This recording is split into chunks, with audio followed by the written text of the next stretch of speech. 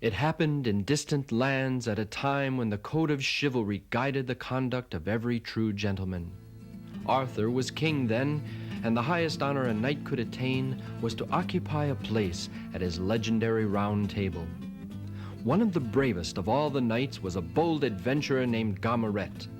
His exploits carried him from Anjou to Africa, and his fame spread to every corner of Christendom.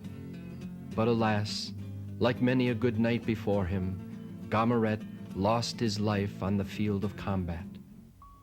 His widow, stricken with a powerful grief, was called Heart Sorrow because of her burden.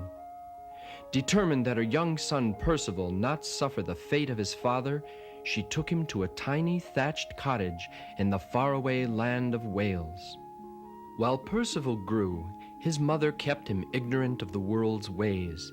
He learned nothing of knighthood and maiden's fair, nor of King Arthur and his noble round table. Percival's only school was the forest. If people could have seen the lad, they would have noticed the brilliant beauty of his face and the manly strength of his limbs. But only the forest animals saw him, and they could not recognize his noble heritage. One day, as Percival was hunting, 4 knights galloped past. The simple lad, never having seen anyone so splendid, bowed down before them. The knights were most amused and commanded Percival to rise.